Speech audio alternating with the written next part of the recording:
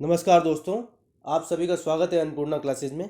Rajasthan computer अनुदेशक भर्ती 2021 लगभग 10,000 से ऊपर आपके पद आए हुए हैं और सिलेबस इसका जारी हो चुका है। एग्ज़ाम पैटर्न भी बता दिया गया है। तो बच्चों के दिमाग में बहुत सारा कन्फ्यूजन है कि सर हमको क्या तैयारी करनी चाहिए या नहीं करनी चाहिए, हम इसके लिए योग्य होंगे या नहीं होंगे, हमारी जो क्वालिफ़िकेशन है क्या वो इसके लिए वैलिड है या नहीं है। तो बहुत सारे दिमाग में बच्चों के क्वेश्चन चल रहे हैं और वो साथ ये भी कह रहे हैं कि सर तैयारी करनी चाहिए या नहीं करनी चाहिए, हम बहुत पीछे हो जाएंगे। तो देखो, मार्च से पहले आपके किसी भी हालत में एग्ज़ाम नहीं होगा, तो आपके पास 4 महीने तो मिनिमम आपके पास पड़े हुए हैं। मतलब कौन से? जन ये नवंबर, दिसंबर, जनवरी और फरवरी, ठीक है। ये 4 महीने आपके पास है, नवंबर, दिसंबर, जनवरी और फरवरी। तो आप सोच के चलिए कि मार्च मार्च में आपका एग्ज़ाम होने वाला है। मार्च तक हमको एक बार कोर्स कंप्लीट करना है और फिर आगे की हम स्ट्रेटजी आगे देखेंगे। जितना रिवीजन करना होगा हम आगे रिवीजन करते हुए चलेंगे, लेकिन एक फरवरी एंड तक हमारा सिलेबस कंप्लीट होना चाहिए। तो कुछ डाउट, कुछ क्वेश्चन है तो उन पे हम चलते हैं। अब देखो, धीरे धीरे चलते हैं कि टारगेट, ठीक है, किसी भी एग्ज़ाम की जब आप तैयारी करते हैं तो आपके दिमाग में एक टारगेट सेट होना चाहिए। अगर आपने अपने दिमाग में उसकी स्ट्रेटजी या रूपरेखा तैयार नहीं करी तो आप उस एग्ज़ाम की तैयारी सीरियसली नहीं कर रहे, या मान के चलिएगा। अब आप कहोगे कि सर पेपर का लेवल कैसे होने वाला, आपको कैसे पता, आप टारगेट कैसे सेट करने वाले हो। तो सीधी सी बात है, टारगेट हम उतना सेट करेंगे कि अगर टारगेट सेट करने के बाद अगर 10, 15, 20 नंबर हमारे कम भी आते हैं तो भी हम आराम से सिलेक्शन ले जाएंगे, ठीक है। हमारे को टॉपर नहीं बनना, हमारे को 10,000 स्टूडेंट्स में आना है, हमारी ये स्ट्रेटजी होनी चाहिए। तो देखो, टारगेट कितना होना चाहिए आपके पास? टारगेट आपका होना चाहिए 135 to 140, ठीक है। वेरी वेल इनफ है। मैं सही कह रहा हूँ आपको, 135 से 140 आप टारगेट लेके चलिए। अगर आपके 120, 125, 130, ठीक है, 135 से 140 आपको टारगेट लेके चलना है। और अगर 120 से 125 नंबर अगर आप स्कोर करते हो दोनों पेपर मिला के, तो आप इस पेपर में इन हो, आप यहाँ से लिख के ले लेना, इससे ज़्यादा कट ऑफ नहीं जाएगी। क्यों? रीज़न बताता हूँ। पेपर कौन ले रहा है? अधीनस्थ बोर्ड। तो जाहिर सी बात है, पेपर वन आप पटवारी के पेपर उठा के देख लेना, ग्राम सेवक के उठा के देख लेना, अधीनस्थ के उठा के देख लेना। जहाँ जहाँ अधीनस्थ बोर्ड ने राजस्थान जी के लिया है, क्वेश्चन अच्छे ही पूछे, तो आप तो वहाँ आप ज़्यादा उम्मीद नहीं कर सकते कि हम बहुत तबीयत के पेपर बजा देंगे। और रही बात आपके पेपर टू की, तो देखो, पेपर टू ये पहली बार हो रहा है, तो किसी को अंदाज़ा नहीं है कि कैसे क्वेश्चंस आने वाले हैं आपके। तो जाहिर सी बात है कि जो बेसिक, जो इंस्ट्रक्टर वाली पोस्ट है उसके लिए पेपर ठीक ठाक होगा, और सीनियर वाले के लिए बहुत धांसू पेपर आने वाला है। ये आप सोच के चलिएगा। अभी से मैं डरा नहीं रहा हूँ, लेकिन पेपर अच्छा ही आएगा। तो देखो, पेपर वन, तो देखो अब यहाँ स्टूडेंट अलग अलग होंगे। एक ऐसे स्टूडेंट होंगे जिनका राजस्थान जीके बहुत ज़्यादा स्ट्रॉन्ग है, ठीक है। तो हमको तो टारगेट कितना लेके चलना है? 135 to 140, ठीक है। टारगेट यही सेट करना है ना। अगर आपका राजस्थान जीके बहुत अच्छा है, ठीक है, अगर आपका राजस्थान जीके बहुत अच्छा है तो आप यहाँ सिंपल सा टारगेट लेके चलो 75, ठीक है। अब इसमें आपके क्या, साइंस भी है, आपके मैथ्स भी है, आपके रीजनिंग भी है, तो 75 टारगेट आप यहाँ लेके चलो। और पेपर टू के अंदर आप सिंपल सा 100 कितना टारगेट लेके चलोगे? 75 उधर लेके चल रहे हो, तो इधर 60 लेके चलो, ठीक है। दोनों में से उल्टा कर लो। अगर आपकी कंप्यूटर स्ट्रोंग है तो आप इधर 75 लेके चलो, और इधर नहीं हो आपको 60 लानी है। अब देखो, अगर आप इधर से 5 5 नंबर कम कर लो, ये कि टोटल मिला के कितना होते हैं आपके? 35, 135, ठीक है। 135 हो रहे हैं, आप 3 4 नंबर इसमें ऊपर नीचे कर सकते हो। 135 से 140 है तो 75 की जगह 77 भी कर लो, 60 की जगह 62 भी कर लो, ऐसा कुछ नहीं है। अब देखो, अब आपको करना क्या है। अब आपको इतने नंबर जब आप सोच के चलोगे ना, तो इधर आपके 70 और इधर आपके कितने? 55।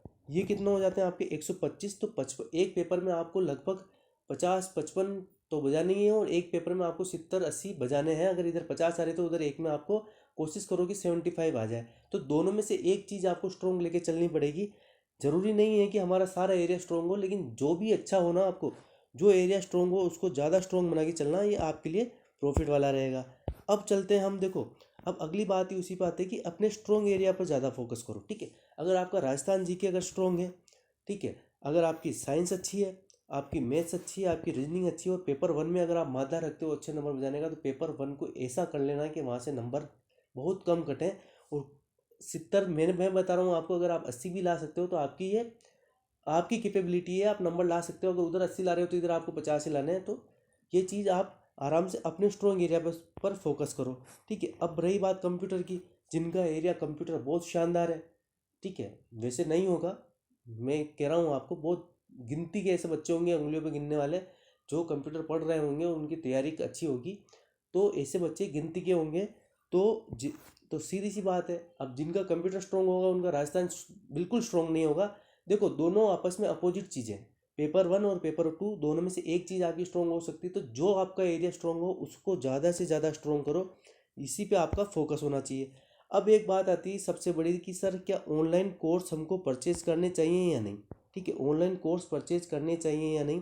तो देखो, जो जैसे अभी CS वाले हो गए, IT वाले हो गए, जिनको पता है कि हमारा तो इसमें हमारा नाम तो आएगा ही आएगा, हम तो इसके लिए योग्य हैं, और आपके बेसिक स्ट्रॉन्ग नहीं है, अगर आपको बेसिक अच्छे करने हो तो आप ऑनलाइन कोर्स परचेज कर सकते हो।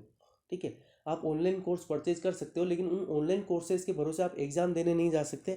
या मैं आपको ये साफ कह रहा हूँ, बेसिक स्ट्रॉन्ग करने हो, जाहिर सी बात है आप ऑनलाइन कोर्स लो, लेकिन ऑनलाइन कोर्स परचेज करने के बाद, बेसिक सीखने के बाद आपको बुक्स पढ़नी ही पड़ेगी, ये आप ध्यान रखना।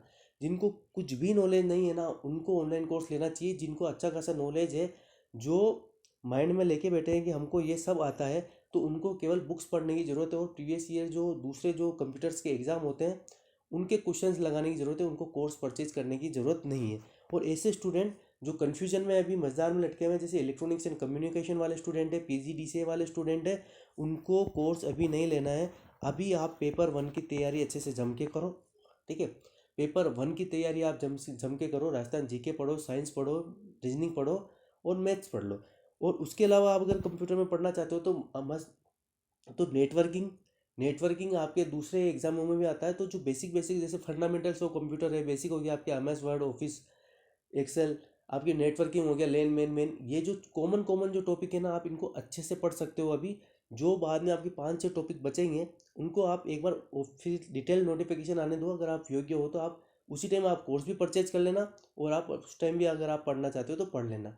तो ऑनलाइन कोर्स में कह रहा हूँ, केवल ऑनलाइन कोर्स के भरोसे आप एग्ज़ाम निकाल दोगे, ये पॉसिबल नहीं है।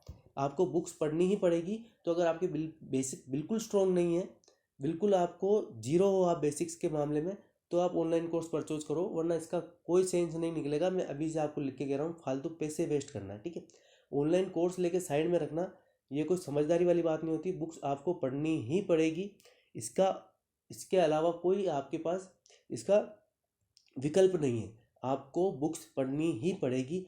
और सीधी सी बात है, अगर आपको कंप्यूटर से डर लगता है कि कैसे नंबर लाएंगे, तो जितना कर सकते हो करो, पेपर 1 को इतना स्ट्रॉन्ग कर लो कि उधर आपके नंबर बहुत मुश्किल से कटें। तो होप आपके लिए ये जो इन्फॉर्मेशन रही होगी हेल्पफुल साबित रही होगी। अगर अच्छी लगी है तो प्लीज़ वीडियो को लाइक करना, और इस वीडियो को शेयर ज़रूर करना, और चैनल को सब्सक्राइब नहीं कर रखा हो तो कर रखना। आपको हर छोटी से छोटी अपडेट आपको इस चैनल पे मिल जाएगी, आपको किसी भी आपके वैकेंसी से रिलेटेड। तो मिलते हैं फिर नेक्स्ट वीडियो में, तब तक के लिए धन्यवाद।